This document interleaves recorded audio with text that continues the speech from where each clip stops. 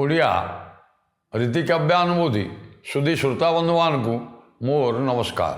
ବନ୍ଧୁଗଣ, ଆଜି ଆମ ଓଡ଼ିଶାର ନୟାଗଡ଼ ଜିଲ୍ଲାର ବିଶିଷ୍ଟ କବି ଯିଏକି ଉତ୍କଳ ଘଣ୍ଟ ନାମରେ ସର୍ବତ୍ର ପରିଚିତ ହାସ୍ୟବ୍ୟଙ୍ଗ କବି ଏବଂ ବିନାୟକ ସିଂ, ନୟାଗଡ଼ ରାଜା ବିନାୟକ ସିଂଙ୍କର ମାନଧାତାଙ୍କର ରାଜକବି ବା ସଭାକବି ହିସାବରେ ଯଶ ଲାଭ କରିଥିଲେ ଏବଂ ତାଙ୍କର ଶ୍ରେଷ୍ଠ କାବ୍ୟ ଆଳଙ୍କାରିକ କାବ୍ୟ ରାଘବ ବିଳାସ ଏବଂ ପ୍ରବନ୍ଧ ପୂର୍ଣ୍ଣଚନ୍ଦ୍ର ଆପଣମାନେ ସମସ୍ତେ ମୁଁ ଆଲୋଚନା କରିଥିବା ବିଷୟ ଅନ୍ତତଃ କିଛି ନା କିଛି ଶୁଣିଛନ୍ତି ଏବଂ ତାଙ୍କର ହାସ୍ୟବ୍ୟଙ୍ଗ ସମାଜ ସଂସ୍କାରକ ହାସ୍ୟବ୍ୟଙ୍ଗ ଚୌପଦୀ କବିତା ପ୍ରଭୃତି ମଧ୍ୟ ଆପଣ ଜାଣିଛନ୍ତି। ତଦ୍ବିଷୟରେ ମୁଁ ଆଉ ଯଦୁମଣିଙ୍କ ବିଷୟରେ ବିଶେଷ ନ କହି ଆଜି ତାଙ୍କର ଶ୍ରେଷ୍ଠ କାବ୍ୟ ଆଳଙ୍କାରିକ କାବ୍ୟ ରାଘବ ବିଳାସର ସପ୍ତଦଶ ଛାନ୍ଦ, ଯେଉଁଠି ଆପଣମାନେ ଭଲ ଭାବରେ ଜାଣିଛନ୍ତି ଯେ ରାମଚନ୍ଦ୍ର ଯେତେବେଳେ ଅଭିଷିକ୍ତ ରାଜପଦରେ ଦଶରଥ ଯେତେବେଳେ ତାଙ୍କୁ ଅଭିଷିକ୍ତ କରିବା ପାଇଁ ସମସ୍ତ ଆୟୋଜନ କରି ଯେତେବେଳେ ସେ ରାଜ୍ୟରେ ପ୍ରଚାର ପ୍ରସାର ହୋଇଯାଇଛି, ସୁନ୍ଦର ଭାବରେ ରାଜଦାଣ୍ଡ ଅଯୋଧ୍ୟାର ରାଜଦାଣ୍ଡ ଏବଂ ସମସ୍ତ ଦ୍ୱାରମାନଙ୍କରେ କଳସ କଦଳୀ ଗଛ ସବୁ ସ୍ଥାପନ ହୋଇଛି, ଆନନ୍ଦ ଉଲ୍ଲାସ ସମସ୍ତେ ରାମଚନ୍ଦ୍ର ରାଜା ହେବେ, ଏଥିରେ ସମସ୍ତେ ନିଶ୍ଚୟ ଆନନ୍ଦିତ ହେବେ। ଏଇଭଳି ଆନନ୍ଦ ଉଲ୍ଲାସ ମଧ୍ୟରେ ବନଗମନ ହଠାତ୍ ଯେ ତାଙ୍କର ହେବ କେହି ସୁଦ୍ଧା ସ୍ୱୟଂ ଦଶରଥ ମଧ୍ୟ କଳ୍ପନା କରିନଥିଲେ। ଏଇ ଯେଉଁ ବିଷୟଟି ଯେ ରାଜା ହେଉଥିବା ସମୟରେ ରାଜପଦରେ ରାଜଦଣ୍ଡ ରାଜଛତ୍ର ରାଜସିଂହାସନ ଆରୋହଣ କରି ପ୍ରଜାମାନଙ୍କୁ ପାଳନା କରିବାର ଯେଉଁ ଦାୟିତ୍ୱ ଦଶରଥ ହସ୍ତାନ୍ତର କରିଥାନ୍ତେ, ହଠାତ୍ ଗୋଟିଏ ବିଷାଦର ଛାୟା ସର୍ବତ୍ର ଅଯୋଧ୍ୟା ନଗରୀରେ ଖେଳିଗଲା। କାହିଁକି ନା ସ୍ୱୟଂ ରାଜା ରାମଚନ୍ଦ୍ରଙ୍କୁ 14 ବର୍ଷ ବନବାସ ପଠାଇବା ପାଇଁ ଆଦେଶ ଦେଲେ। ଇଏ କିଛି କମ୍ କଥା ନୁହେଁ, ଦାରୁଣ ଦୁଃସମ୍ବାଦ ଗୋଟେ। ଏଇ ଯେଉଁ କଥାଟି କବି ସପ୍ତଦଶ ଛାନ୍ଦ ବା 17 ଛାନ୍ଦରେ ଶ୍ରୀରାମଙ୍କର ବନଗମନ ବୋଲି ଶିରୋନାମ ଦେଇକରି ଯେଉଁ ବିଷୟଟିକି ଲେଖିଛନ୍ତି 17 ଛାନ୍ଦରେ, ତାର ରାଗ ବସନ୍ତ ହାରି ଦେଇଛନ୍ତି। ଦେଖନ୍ତୁ, ବର୍ତ୍ତମାନ ମୁଁ ଆଉ ତଦ୍ବିଷୟରେ ବିଶେଷ ଆଲୋଚନା ନ କରି ଦଶରଥ ରାଜା କ'ଣ ଚିନ୍ତା କରିଥିଲେ, ରାଜଗୁରୁ ରାଜପୁରୋହିତ ମନ୍ତ୍ରୀଙ୍କୁ କ'ଣ ଆଦେଶ ଦେଲେ ଏବଂ ହଠାତ୍ ସେ କେମିତି କ୍ରମେ ବନଗମନରେ ପରିବର୍ତ୍ତିତ ହୋଇଗଲା, ବିଷାଦର ଛାୟା ଖେଳିଗଲା। ଆନନ୍ଦ ଉଲ୍ଲାସ ମଧ୍ୟରେ ବିଷାଦର ଛାୟା ଖେଳିଗଲା। କବି ଯଦୁମଣି କ'ଣ ତାକୁ ଲେଖିଛନ୍ତି, କିଭଳି ଭାବରେ ଆପଣମାନେ ଜାଣିଛନ୍ତି। ମୁଁ କହିଦେଇଛି ଯେ ଭଞ୍ଜକବି ଯେମିତି କହିଛନ୍ତି, କହେ ଉପେନ୍ଦ୍ର ଭଞ୍ଜ ମୁଁ ଲଭିଛି ଶବଦ ସମୁଦ୍ର ପାର, ସେମିତି ଯଦୁମଣି ମଧ୍ୟ ଶବ୍ଦ ସମୁଦ୍ରକୁ ପାର ନହେଲେ ମଧ୍ୟ ଶବ୍ଦ ସମୁଦ୍ର ପାଖକୁ ବା ତାର କୂଳକୁ ଯାଇଛନ୍ତି। ତେଣୁ ଅସାଧାରଣ କବିତ୍ୱ ଶକ୍ତି, ଆଳଙ୍କାରିକତା, ଶବ୍ଦଜ୍ଞାନ ଏବଂ ବିଚକ୍ଷଣ ଶବ୍ଦ ସଂଯୋଜନା ଶୈଳୀ ଏ ରାଘବ ବିଳାସରେ ସିଏ ପ୍ରତିଟି ଛାନ୍ଦରେ ପ୍ରଦର୍ଶନ କରିଛନ୍ତି ଏବଂ ସେହି ବିଷୟ ଅର୍ଥାତ୍ ରାମଙ୍କର ବନଗମନରେ କ'ଣ ସେ ଚାତୁର୍ଯ୍ୟ ପରିବେଷଣ କରିଛନ୍ତି, ଆସନ୍ତୁ ଶୁଣିବା। ଶୁଦ୍ଧ ବୁଧ ବୋଧ ଚରିତ ପ୍ରସିଦ୍ଧ, ଶୁଦ୍ଧ ବୁଧ ବୋଧ ଚରିତ ପ୍ରସିଦ୍ଧ, ହୃଦ କୈରବକୁ ଏ ଛାନ୍ଦ। ଶୁଦ୍ଧ ବୁଧ ବୋଧ ଚରିତ ପ୍ରସିଦ୍ଧ, ହୃଦ କୈରବକୁ ଏ ଛାନ୍ଦ। ପ୍ରଫୁଲ୍ଲିତ ମୋଦ ବଢ଼ାଇ ଅଗାଧ, ପ୍ରଫୁଲ୍ଲିତ ମୋଦ ବଢ଼ାଇ ଅଗାଧ, କଲ୍ଲୋଳ ଲୋଳରେ ଆନନ୍ଦ ଶ୍ରବଣ, ଶ୍ରବଣେ ପବିତ୍ର ଲଭିବ ଶ୍ରବଣ, ଶ୍ରବଣେ ପବିତ୍ର ଲଭିବ। ତମ ତାମସକୁ ବିନାଶ ପରାଏ, ତମ ତାମସକୁ ବିନାଶ ପରାଏ, ବିଳାସ ତକ୍ଷଣେ କରିବ ଶ୍ରବଣ, ଶ୍ରବଣେ ପବିତ୍ର ପବିତ୍ର ଲଭିବ। ଦେଖନ୍ତୁ କେଡ଼େ ସୁନ୍ଦର କବି ବର୍ଣ୍ଣନାର ଚାତୁରୀ, ଯେଉଁ ଅପୂର୍ବ କବିଙ୍କର କବିତ୍ୱ। କବି କରନ୍ତି କାବ୍ୟାଣୀ ରସନ୍ ଜାନାତି, ଆପଣ ରସିକ ପଣ୍ଡିତମାନେ ବୁଦ୍ଧିମାନମାନେ ହିଁ ଜାଣିପାରିବେ। ଦେଖନ୍ତୁ କେଡ଼େ ସୁନ୍ଦର ଭାବରେ କବି ବ୍ୟକ୍ତ କରୁଛନ୍ତି।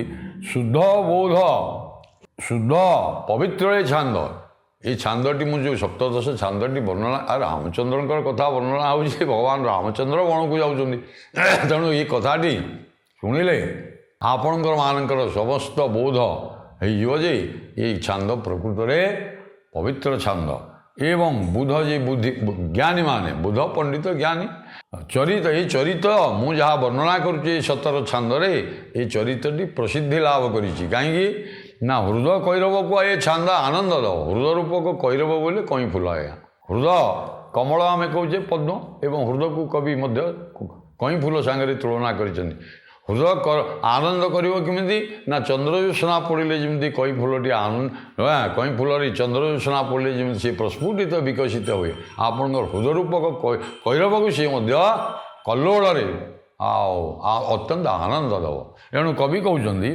प्रफुल्लित कर हृदय रूपक कैरव को आपणकर से प्रफुल्लित कर मोद आनंद प्रदान कर बड़ाई अगाध कल्लोल तार आनंद धीरे धीरे कल्लोलित हो अगाध शब्द देले अगाध बोले हूँ निर्मल अगाध बोले अगाध अत्यंत एवं श्रवणे पवित्र लगे आपणकर कान भगवान रामचंद्र अभिषेक उत्सव हो तेणु निश्चित भाव में आपणकर अत्यंत ये श्रवण कान शुणा मात्र आनंदित हो पवित्र हो पवित्र लाभ कर तम कहीं तम तामस को ये छांद 17 छांदे मुझे रामचंद्र वनगमन कथा वर्णना करुच्ची अभिषेक उत्सव वर्णना करुच्ची अभिषेकर कथा ये अंधकार को दूर कर आज्ञा अंधकार को दूर किए करे से ना अंधकार को दूर करे राति चंद्र उदय हेले अंधकार दूर हो जाए हृदय से कैरव शब्द देते तेणु तम रूप अंधकार रूपक तामस को तामसी शक्ति आपण को हृदय जो अज्ञानता रूपक अंधकार अच्छी सी है तामसी शक्ति ताकू निर्मल कर सात्विक भाव मन में जागृत कर ना आपण मान मन रखु रामचंद्र अभिषेक आयोजन होणु विनाश पराय विलास तक्षण कर अर्थात तामसिक शक्ति हृदय सात्विक तामसिक राजसिक तामसिक ये 3टा मनुष्यर अच्छी गोटे है सात्विक भाव जागृत कर मन में रामचंद्र कथा श्रवण कले एवं राजसिक तामसिक शक्ति दूर हो तेणु यही जो कथा मु वर्णना करुच्ची तम तामस को विनाश पराए सूर्य जमीत अंधकार को चंद्र भी दूर करती संध्या समय आसिकले अंधकार को सूर्य उदय गले अंधकार दूर हो जाए यही जो सात्विक भाव जागृत करने जो छंद आसतु कौन परवर्ती पर्यायर कवि आमको सूचना देते स्वरजोताटंक रम्य दुर्गेशंक सचिवे पुरोधा प्रकाश स्वरजोताटंक रम्य दुर्गेशंक सचिवे पुरोधा प्रकाश पुत्रे राज्यदान छत्र टेकाईण देखो पुत्रे राज्यदान छत्र टेकाईण नगर मंडाइवा आदेश दूतरे दूतरे द्रुतरे दूत को कहले द्रुत शीघ्र यथा शीघ्र दूतरे द्रुतरे नग्रादेश फेरा केतन केतन मंडाई जतन करंतु सर्वे हुई तोरा द्रुतरे द्रुतरे नग्रादेश फेरा सरजू ताटंक अर्थात सरजू नदीर तीर शोभा आज्ञा सरजू नदी तीर हो अयोध्या नगरी आपण मैंने आगुरी जानते एक तो अयोध्या नगरी राणी देव शोभा मध्य जेने इंद्राणी आम पढ़ीचे एणु से सरजू नदी तीर सरजू नदी कूल शोभा पाउथवा जो रम्य दुर्ग तार जे ईश जो सुंदर प्रासाद राजप्रासाद सरजू नदी तीरे सुंदर अति सुंदर शोभा पाउथवा जो राजप्रासाद तार जे दुर्ग दुर्गेश अर्थात दुर्गर ईश ये प्रासाद ईश होती राजा दशरथ आंक सचिवे तांकर सचिव मानू प्रधान प्रधान सुमंत्र प्रभृति सचिव मानू पुरोधा राजपुरोहिता पुरोहित कहते ये कौन कहते आज्ञा ना पुत्रे राज्यदान छत्र टेकायण नगर मंडाइवा आदेश पुत्रे राज्यदान देवे अर्थात रामचंद्र ज्येष्ठ भ्राता से होती 4 भाई जो थे रामचंद्र ରାମ ଲକ୍ଷ୍ମଣ ଭରତ ଶତ୍ରୁଘ୍ନ ଏ ଚାରି ଭାଇଙ୍କ ମଧ୍ୟରେ ଜ୍ୟେଷ୍ଠ ହେଉଛନ୍ତି ଏବଂ ଶ୍ରେଷ୍ଠ ହେଉଛନ୍ତି ରାମଚନ୍ଦ୍ର। ତେଣୁ ପୁତ୍ରେ ରାଜ୍ୟଦାନ କରିବେ ଏବଂ ଛତ୍ର ଟେକାଇବେ। ରାଜସିଂହାସନ ଉପରେ ଯେଉଁ ଛତ୍ର ରାଜ ସେ ତାକୁ ଟେକାଇବେ ଏବଂ ନଗର ମୁଣ୍ଡାଇବା ଆଦେଶ। ତେଣୁ ଯଥାଶୀଘ୍ର ଆଉ କାଳ ବିଳମ୍ବ ନ କରି ଏ ନଗରକୁ ଅର୍ଥାତ୍ ଅଯୋଧ୍ୟା ନଗରୀକୁ ସରଜୁ ନଦୀ ତଟରେ ଶୋଭା ପାଉଥିବା ରମ୍ୟ ନଗରୀ ସମଗ୍ର ସହରକୁ ଅଯୋଧ୍ୟା ନଗରକୁ ମଣ୍ଡେଇ ଦିଅ। ଆଉ ଆଲୋକମାଳାରେ ସୁସଜ୍ଜିତ କର ଏବଂ ତୋରଣ ଚାନ୍ଦୁଆ ବିତାନ ଏସବୁ କେମିତି ସୁନ୍ଦର ଭାବରେ ଯେମିତି ଚାରିଆଡ଼େ ଆମେ ଯେମିତି ବିବାହ ବ୍ରତ ଅନୁଷ୍ଠାନ କଲେ ଆଜ୍ଞା ନାଇଁ କି ଯେମିତି ସୁନ୍ଦର ଭାବରେ ସଜେଇ ଦେଉଛେ ସେଇଭଳି ଏ ଅଯୋଧ୍ୟା ନଗରୀକୁ ସଜେଇ ଦିଅ। ଏବଂ ଏଇ କଥା ଆଦେଶ ଦେଇଛନ୍ତି ଯେ ହେ ମନ୍ତ୍ରୀ ଆଉ କିଏ କହୁଛନ୍ତି ପୂର୍ବଧାନ ମନ୍ତ୍ରୀଙ୍କି କହୁଛନ୍ତି। ତେଣୁ ଆପଣ କାଳ ବିଳମ୍ବ ନ କରି ହେ ମନ୍ତ୍ରୀ ରାଜାଙ୍କର ଆଦେଶ ପାଳନ କରନ୍ତୁ ଏବଂ ଯଥାଶୀଘ୍ର ଦ୍ରୁତ ପଠାଇ ଦିଅନ୍ତୁ ଯେ ସାରା ନଗରରେ ସିଏ ପ୍ରଚାର କରିଦେଉ। ଆଉ ଫେରା ମାନେ ଗୋଟେ ଫେରା ଶବ୍ଦ ଦେଲେ, ଫେରା ମାନେ ବୁଲାଅ ବା ପ୍ରଚାର କର, ଦ୍ରୁତ ହାତରେ ବାର୍ତ୍ତାଟା ପ୍ରଚାର କର। ଫେରା ବୋଲି ଗୋଟିଏ ଶବ୍ଦ ପ୍ରାଚୀନ ଶବ୍ଦ ଦେଲେ। ଆଉ କ'ଣ କର?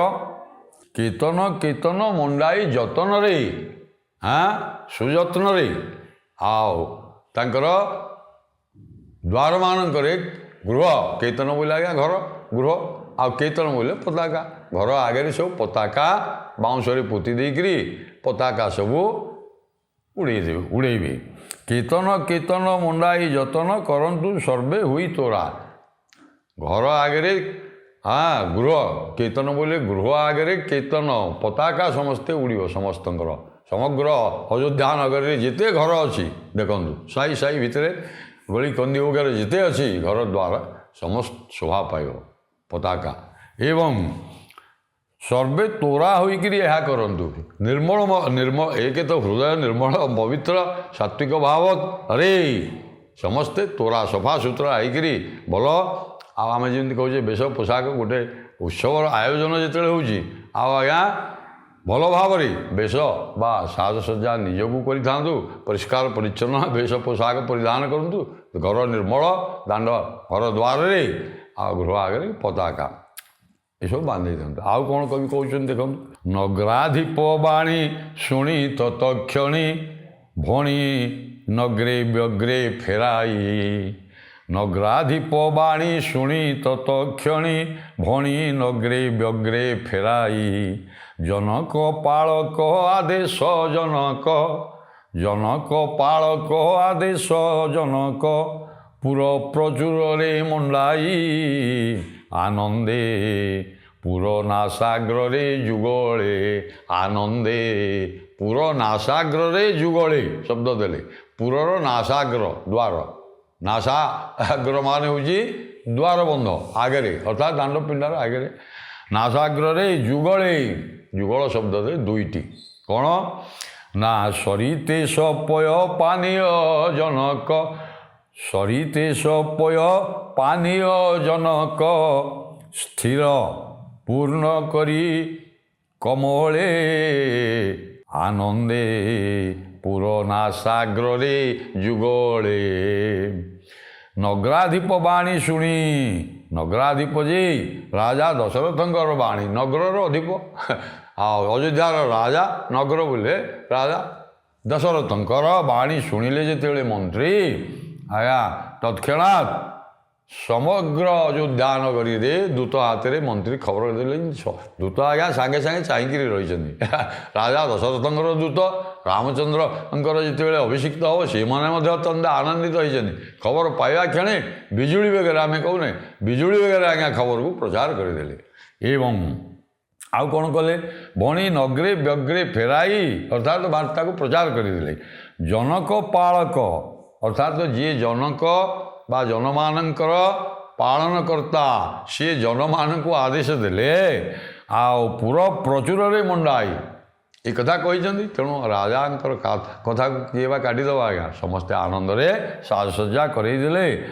ଆଚ୍ଛା, ଆନନ୍ଦେ ପୁର ନାସାଗ୍ରରେ କ'ଣ କଲେ? ପୁର ଆନନ୍ଦରେ ପୁର ଯେ ଘରର ଆଗରେ ଯୁଗଳ ଅର୍ଥାତ୍ 2ଟି ଲେଖି କୁମ୍ଭ ବସେଇଦେଲେ। ଆମେ କହୁନୁ ଆମେ ପୂର୍ଣ୍ଣ କୁମ୍ଭ ନଡ଼ିଆ ଆଜ୍ଞା ବସନ୍ତି, ଏଇ ଯେଉଁ କୁମ୍ଭଟିକୁ ବସେଇଲେ କବି ତାକୁ ନିଜର ଯେଉଁ ଶବ୍ଦ ପାଣ୍ଡିତ୍ୟ ମୁଁ କହିଛି ଅସାଧାରଣ ଶବ୍ଦ ପାଣ୍ଡିତ୍ୟ ଶବ୍ଦ ସମ୍ପର୍କରେ ପ୍ରୟୋଗ ଶୈଳୀ ତାଙ୍କର ଅସାଧାରଣ ଥିଲା। ତେଣୁ କବି ଏଠି କହୁଛନ୍ତି କୁମ୍ଭ ଶବ୍ଦଟାକୁ କେଡ଼େ ସୁନ୍ଦର ଭାବରେ କହିଛନ୍ତି। ଦେଖନ୍ତୁ କ'ଣ ନା ସରିତେଶ ପୟ, ସରିତ ଅର୍ଥାତ୍ ନଦୀ, ତାର ଈଶ ଅର୍ଥାତ୍ ସମୁଦ୍ର, ତାର ପୟ ଅର୍ଥାତ୍ ଜଳ, ତାକୁ ଯିଏ ପାନ କରିଦେଇଥିଲେ ଅର୍ଥାତ୍ ଅଗସ୍ତ୍ୟ ଋଷି, ତାଙ୍କର ବାପା ଅର୍ଥାତ୍ ଅଗସ୍ତ୍ୟ ଋଷି ଆଜ୍ଞା କୁମ୍ଭରୁ ଜାତ ହେଇଥିଲେ, ତେଣୁ ତାଙ୍କ ଜନକ ହେଲେ କୁମ୍ଭ। ଦେଖନ୍ତୁ କେଡ଼େ ସୁନ୍ଦର ସରିତେଶ ପୟ, ସରିତେଶ ପୟ ପାନୀୟ ଜନକ। ଆରେ କୁମ୍ଭରେ ପାଣି ରଖ, ପୂର୍ଣ୍ଣ କଳସ ରଖି ତାପରେ ଆମ୍ବ ଡାଳ ଦେଇ ନଡ଼ିଆ ଥୋ। ଏ କଥାଟି କହିବା ପାଇଁ କବି ମୁଁ କହିଥିଲି କବି ଚାତୁରୀ, କବି ଯେ କଥା ଚାତୁରୀରେ ଆଜ୍ଞା ବାକ୍ଚାତୁରୀ କହେ ତାଙ୍କର କଥାଟାକୁ ଭଲ ସୁନ୍ଦର ଭାବରେ ବ୍ୟଞ୍ଜନାରେ ବା ଧ୍ୱନିରେ, ଧ୍ୱନି ମାଧ୍ୟମରେ, ଧ୍ୱନିରାତ୍ମା କାବ୍ୟସ୍ୟ, ଧ୍ୱନି ବା ବ୍ୟଞ୍ଜନାରେ କଥାଟା କହିଥାନ୍ତି। ତେଣୁ କବି କହୁଛନ୍ତି କୁମ୍ଭ ନ କହି ସରିତେଶ ପୟ ପାନୀୟ ଜନକ, ଅର୍ଥାତ୍ ସରିତ ମାନେ ହେଉଛି ନଦୀ, ତାର ଈଶ ସରିତେଶ, ଈଶ ମାନେ ସମୁଦ୍ର, ସମୁଦ୍ରର ଜଳ ଯିଏ ପାନୀୟ କରି ଅର୍ଥାତ୍ ପାନ କରିଥିଲେ ତାଙ୍କର ଜନକ ଅର୍ଥାତ୍ କୁମ୍ଭ, କୁମ୍ଭୋଦ୍ଭବ। ଅଗସ୍ତ୍ୟ ଋଷିଙ୍କର ନାମ ହେଉଛି କୁମ୍ଭୋଦ୍ଭବ, ଯିଏ ଯୋଡ଼ିଏ ଦ୍ୱାରରେ କଳସ ସ୍ଥାପନ କର ଏବଂ ଜଳ ପୂର୍ଣ୍ଣ କରିକିରି। ଆଚ୍ଛା ସରିତେଶ ସ୍ଥିର ପୂର୍ଣ୍ଣ କରି ଆନନ୍ଦେ, ରମ୍ଭା ବିଟପ ଯୁଗଳେ ତୋରଣରେ ଚ୍ୟୁତ ପତ୍ର ଗୁଣ୍ଠିଣ। ଏବଂ ରମ୍ଭା ଗଛ ଅର୍ଥାତ୍ ରମ୍ଭା ଗଛ ମାନେ ହେଉଛି ଆଜ୍ଞା ରମ୍ଭା ବିଟପ, ରମ୍ଭା ମାନେ ହେଉଛି ସ୍ୱର୍ଗର ଅପ୍ସରା, ରମ୍ଭା ମାନେ ହେଉଛି ମଧ୍ୟ କଦଳୀ ଗଛ। ତେଣୁ ଦୁଇ ପଟରେ 2ଟି ଲେଖେ ପୂର୍ଣ୍ଣକୁମ୍ଭ କଳସ ରଖିକିରି ସ୍ଥାପନ କର, ଆମ୍ବଡାଳ ନାରିକେଳ ପ୍ରଭୃତି ଦେଇକିରି, ଏବଂ ତାପରେ 2 ପଟେ ସମସ୍ତଙ୍କ ଘର ଆଗରେ ଶୋଭା ପାଇବ କଦଳୀ ଗଛ ଯୁଗଳ। ଯୁଗଳେ ତୋରଣରେ ଚ୍ୟୁତ ପତ୍ର, ଏବଂ ଯେଉଁ ଘରର ଆଗରେ ଯେଉଁ ତୋରଣ ବାଉଁଶ ପୋତିକିରି ଆମେ ତୋରଣ ସବୁ ବାନ୍ଧୁଛୁ ଆଜ୍ଞା, ତାକୁ ଆମ୍ବ ଡାଳରେ ସୁନ୍ଦର ଭାବରେ ସଜେଇ ଦିଅ। ଦେଖନ୍ତୁ କବି ଯଥାର୍ଥ ଭାବରେ ଗୋଟିଏ କୌଣସି ଆୟୋଜନ ଉତ୍ସବ ଆୟୋଜନ ହେଲେ, ମୁଁ କହିଛି ବିବାହ ବ୍ରତ ପ୍ରଭୃତି ଉତ୍ସବ ବା ଆମ କୌଣସି କାର୍ଯ୍ୟ ହୋମ ଯଜ୍ଞ କଲେ ସବୁ କେମିତି ଆମ୍ବ ଡାଳ ଦେଉଛି, ପବିତ୍ର ସେମିତି ପଞ୍ଚପଲ୍ଲବ ଭିତରେ ଯାଉଛି। ଏଣୁ ଚ୍ୟୁତପତ୍ରକୁ ଗୁଣ୍ଠିଣ କର, ବିଚିତ୍ର ଚିତ୍ରରେ ପୁର ବାଡ଼ ମଣ୍ଡନ କର। ଏବଂ ବିଚିତ୍ର ଚିତ୍ରରେ ପୁର ବାଡ଼ ବୋଲେ କାନ୍ଥ, କାନ୍ଥ ଗୁଡ଼ିକ ଆଗ ଆଉ ଭିତର ଥାଉ ପଛେ ଦ୍ୱାର ସାମ୍ନାରେ ଯେଉଁ କାନ୍ଥ ଗୁଡ଼ିକ ମଧ୍ୟ ବିଚିତ୍ର ଚିତ୍ର କାରୁକାର୍ଯ୍ୟ ହେଇଥିବ, ସୁନ୍ଦର ଦେଖାଯିବ।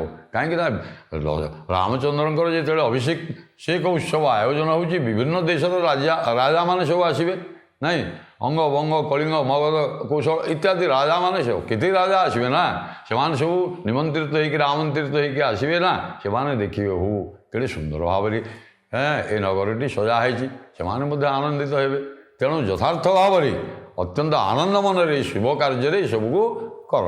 ଏବଂ କବି ଆପଣ କ'ଣ କହୁଛନ୍ତି, ବିଚିତ୍ର ଚିତ୍ରରେ ପୁର ବାଡ଼ ମଣ୍ଡ ଚେଳ ଚିରାଳ ବଂଶାଗ୍ରେଣ ବିଧିରେ। ମୁଁ କହିଲି ଚେଳ ଅର୍ଥାତ୍ ଚେଳ ଚିରାଳ, ଚେଳ ମାନେ ବସ୍ତ୍ର, ଚିରାଳ ମାନେ ହେଉଛି ପତାକା, କନାରେ ତିଆରି ପତାକା, ଏଇଟା ଦୀର୍ଘ ସମୟ ରହିବ।